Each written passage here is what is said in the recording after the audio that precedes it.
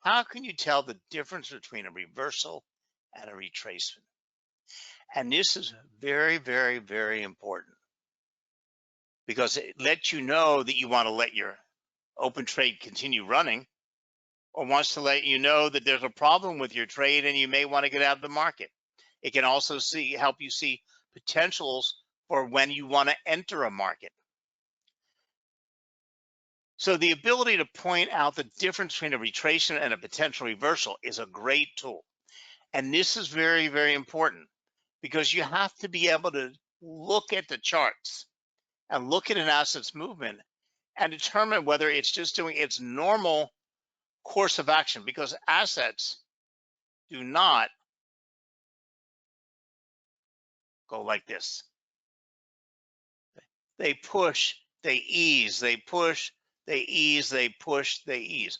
What we define a lot of times as lower lows, lower highs, and higher lows. Now, the only time that this generally helps us is when an asset is trending. Because most of the time, as we know, assets move in congested markets. They move, they're ugly, they move all over the place. And really, there's no rhyme or reason of what they're doing. When an asset, and the only time you should really be trading an asset is when it is trending, whether it's an uptrend or a downtrend, because that's when it's making moves that we can apply strategies to and other pieces of information to make smart decisions.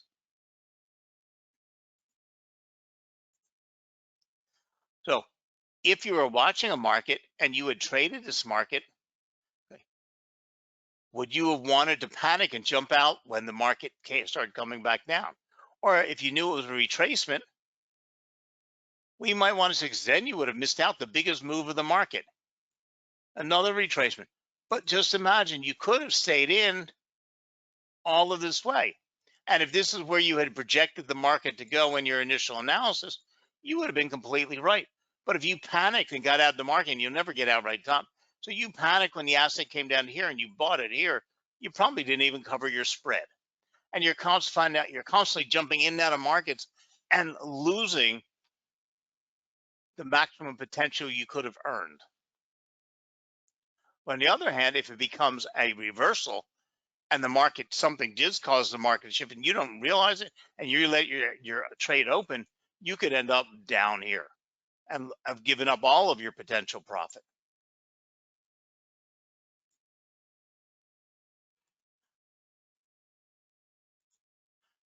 So let's start off with some definitions.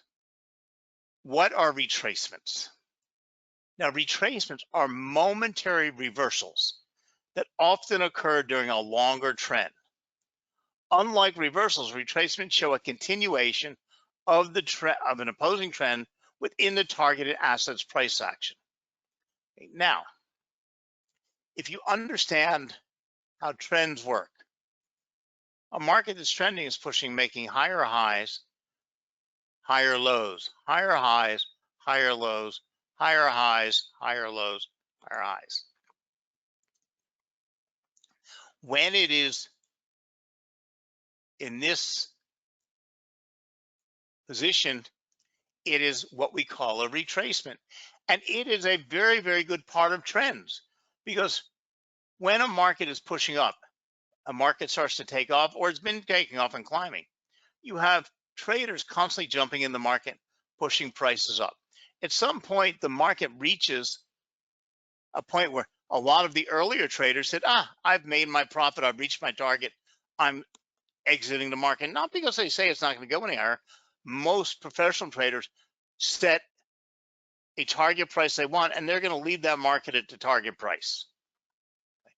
Then you have other traders who are sitting on the sidelines saying, look at that, it's trending up, I'm going to get in that market, I want to jump in that market. But they say, that price is a wee bit too high. So as the price gets up here and these buyers start to sell off to take their profit, the market eases down. At some point, these buyers who were sitting on the sidelines start jumping back in and push the market back up. So what are we doing? We're then pushing up to a new higher high, off of a higher low that we had seen here. Now, one of the cruxes about trending markets is this low must remain higher than the previous low and the previous low, or the reverse if we're in a downtrend.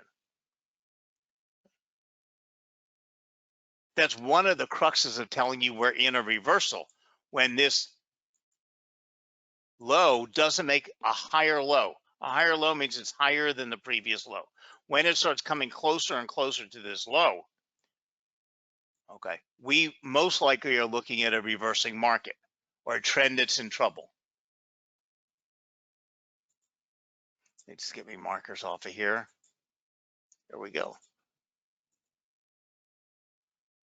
So what are reversals? Reversals are temporary changes in an asset's trend that occur over a short period of time. Often the reversals can last minutes, hours, or a day. It just depends on what time frame you're utilizing for your charting solution. Reversals are oftentimes drastic and do not represent a long continuation of the opposing trend during the asset's price action, like seen with retracements. Now, there are ways or rules that I wouldn't even call them rules. A lot of people want to be able to define this, or set of questions they want to ask. How do I know? Well, we put them together into some type of order, but this never holds true. Okay. But one of the ways that we can look at when an asset is moving down and determine whether it's a retracement or a reversal is we can take a look at the overall volume. Okay. The next one, money flow doesn't tell us much of anything. Chart patterns might be able to help us with determining if the trend is in trouble. You know, something like a bullish engulfing or bearish engulfing, or maybe a breakout of a triangle or support and resistance area. Short interest doesn't help us in our CFD time. Trade time frame. Okay, in our type of trading, whether it's a 15-minute or 1 hour or two, doesn't help us either.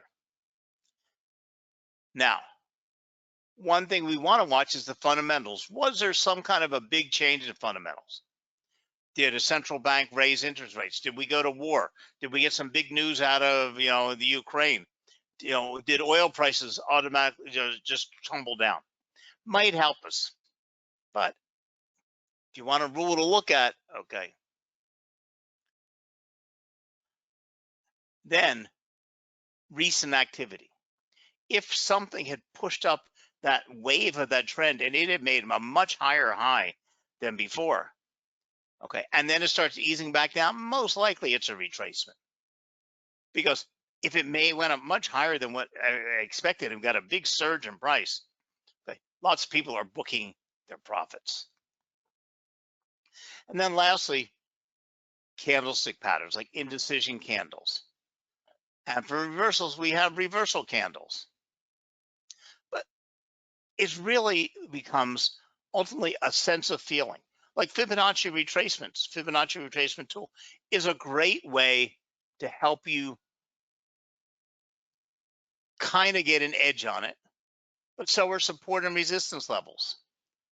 Because as assets are easing back down, okay, they shouldn't break through a major support or resistance level. Okay, they should bounce off of it. So whenever a price reverses, most traders, investors are facing a tough decision. Now you only really have three options. You can either hold your trade throughout the sell-off, but this could be large loss if the retracement turns out to be a trend reversal.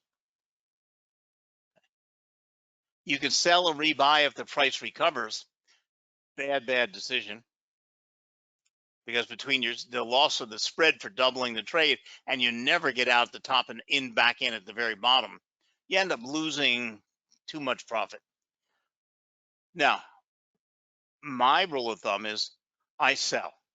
If I'm not sure if the markets can continue in the direction I'm going, and I think that it's easing back down and I see all the signs and I'm not sure whether to retrace from, I'm just going to take my profit and move, or I'll move my stop loss all the way up and let my trade get stopped out in profit.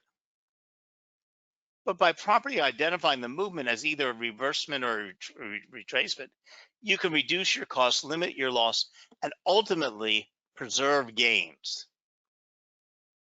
Now remember, you're never going to pick the exact bottom or exact top. Okay. We call this trying to catch a falling knife. Okay. If you say, I'm going to enter that market and I'm going to wait for that retracement and I'm going to enter it at the bottom of that retracement, you're never going to get into that exact bottom. Okay. Say when it bounces off this level and I see it reversing back up, I'll buy it at this level. Okay. But you're not going to catch the very bottom or the very top. Never happens. Now, always keep in mind that retracements are healthy. The life and movement of a trend is very, very important. Okay. And see, you ultimately should only be trading when an asset is trending up or down. When the asset is sideways and congestion, there are all kinds of strategies you can use, but there's very few tools you can use because there's only certain times that the market's making rational decisions. And that is in an uptrend or a downtrend. Now, just because price is moving upwards doesn't mean it's in an uptrend. Just because price is going down doesn't mean it's in a downtrend. And the quality of the trend also is very important, because in the journey of this trend, this asset should be push, ease, push, ease. And that's the only market you should be trading, because what you should be searching for are high probability trades. Okay. Not forcing yourself to trade, not forcing a trade. When a market is trending and the other things tell you that you have a trade, that's where you should be. First thing that you don't want to ever do is trade a non-trending market. Now, you say, this guy's crazy. Well, you know what? Trending markets trend all the time. They only have 3 ways to go: up, down, or sideways. Now, most of the time, it's a mess. And it's kind of hard to see here. Let me pop up a live chart here for you. I've actually got one that,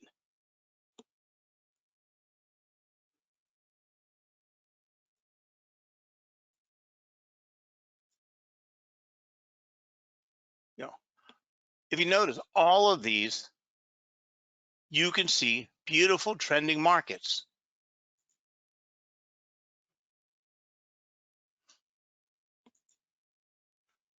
Push, ease, push, ease, push, ease. Now the market's reversed.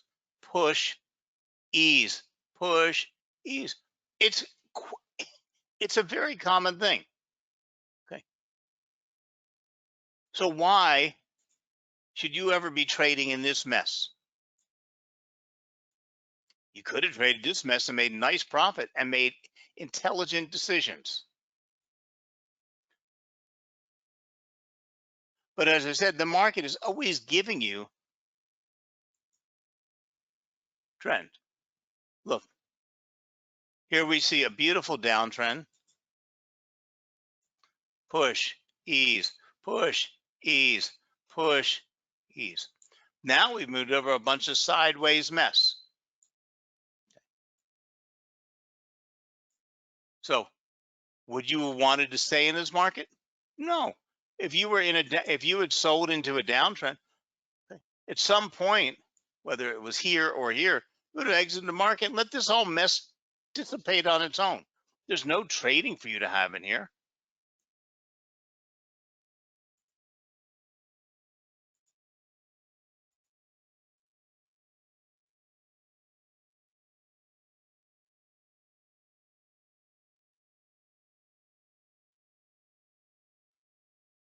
That was a weird thing. Gave you some weird. I hope you saw that, because it gave me some weird things on the. Now, you can see that after a retracement, which is the healthy part of it, an asset was unable to push to a higher high. Now, when you see an asset, just like we looked at the euro US dollar just a second ago, it was in the reverse scenario, but when it pushes up from the retracement, so it pushed up, then made a lower low, a higher low, but pushed up and it wasn't able to make a new higher high, but it created a lower high, then we know we have a problem. A lower high is unhealthy, but it's not the end of a bullish trend. And you notice I didn't say it was over. I said we have a problem. It is possible that after sitting at a lower high, the stock or the asset could retrace again. Sometimes, no, it's been pushing up a lot. Doesn't mean you should be jumping on the market. It just means we have a problem. It means it's an alert. Keep your eyes very closely peeled because the buyers could be taking an extra breath. It could have reached a very high point, or it could have reached a very important support or resistance level, or just broken out of a triangle, but without conviction. Okay.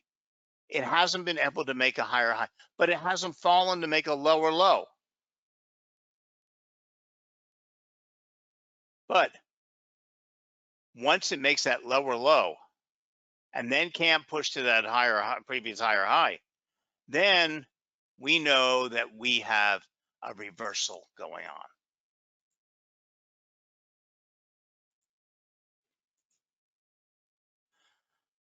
So reversals are often defined as a change in the overall trend of a price. When an uptrend switches to a downtrend, a reversal occurs. When a downtrend switches to an uptrend, a reversal occurs. So remember, again, no matter which one of these happen, whether we're a retracement or a reversal, you still only have 3 possible options. If you're in a position, you hold on to that position. This could lead to losses, but you always have, that's one of your choices.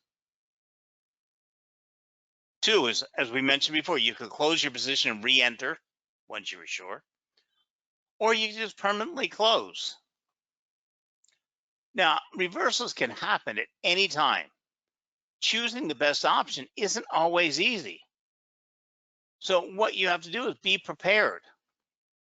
Now, some of the tools that will help us be prepared, besides just looking for higher highs and higher lows, is Fibonacci retracement, pivot point support and resistance levels, trend line support and resistance, chart patterns, or if you use other strategies, whether you're looking at overbought and oversold indications, whether you're looking at a MACD for MACD crossover, okay, it all depends on your strategy.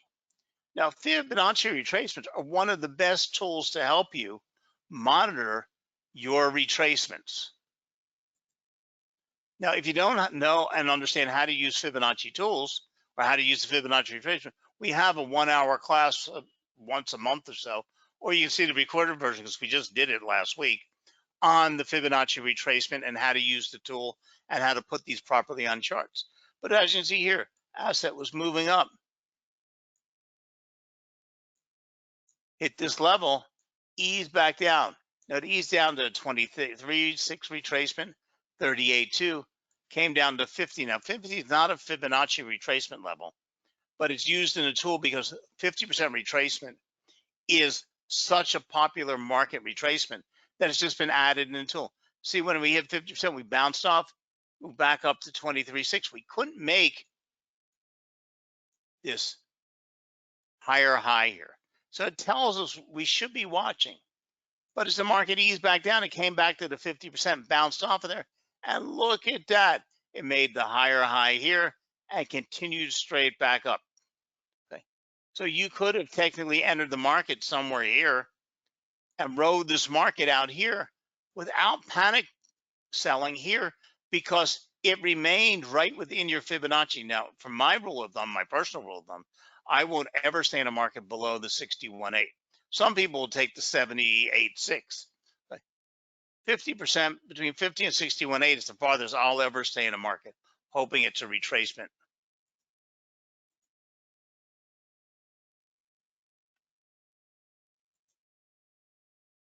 Now, we can also combine this with pivot point support and resistance levels, that will help us eyeball this. Now, if you combine support and resistance levels and Fibonacci retracements, you're going to have a pretty good shot at seeing exactly what the market's telling you.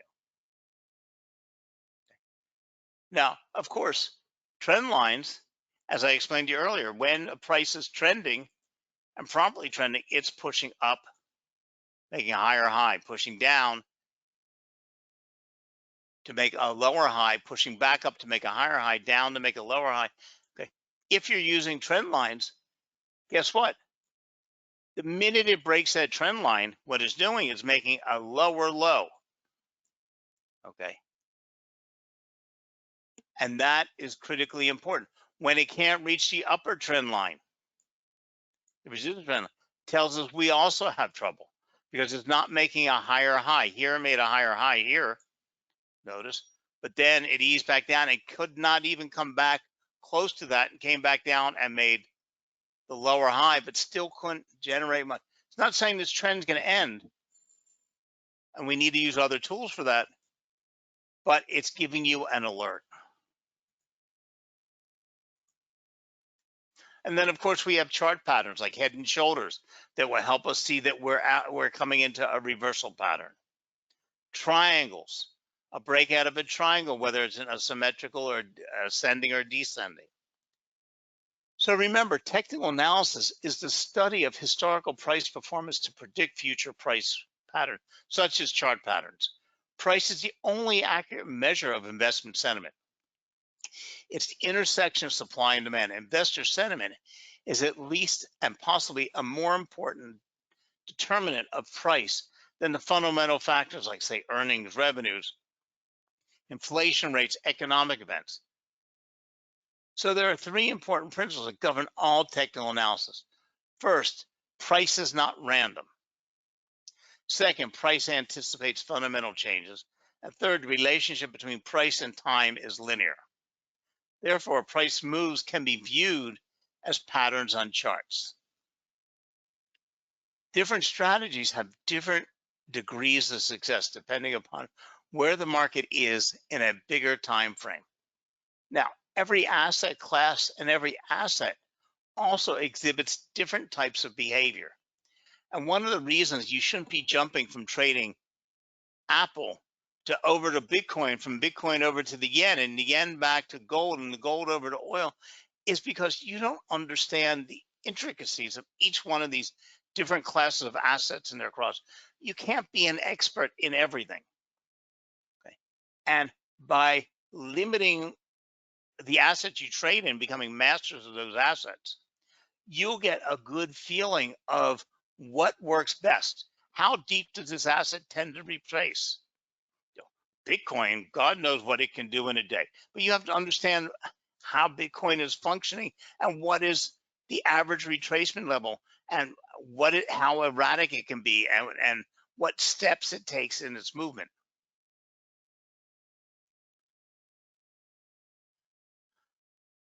So, of course, as with any strategy, there's no singular perfect strategy that will guarantee profit. Naturally, that means you cannot rely on a strategy alone for profits because it may take time between each potential opportunity. So keep in mind, one of the best ways to deal with retracements and reversals is with excellent risk management. If you just put a stop loss into a trade and don't constantly move it up as the asset's moving up, and don't set points where you would like, to lock in your profit, is a big mistake. You can avoid a lot of these situations by using stop losses. And you say, well, fine, if I get stopped out because the market reversed, I made my profit, even though it changes back down, as long as you make profit, you're fine. So as a trader, you need to be able to differentiate between retracements and reversals. Without this knowledge, you risk many things such as exiting too soon or missing opportunities or holding on to losing positions and losing money and wasting money on commissions and spreads. By combining technical analysis with some basic identification measures, you are then more aware of the risk and put your trading capital to better use. So again, try using Fibonacci retracements. If you want, go over to the Alvexo website and go in, or go to YouTube for Alvexo and watch last week's class. And if you want to learn more about support and resistance levels, look for that class on our YouTube channel. Or you can go back even a little bit farther and learn about how trends operate. So you can put all this together. But if you do have any questions, I'll leave the question box open for a little bit, and somebody will, like I said, send you back a detailed answer when class is over. So thank you very much for joining us, and thank you for supporting Alvexo, and I hope you learned a little bit tonight. Good night now.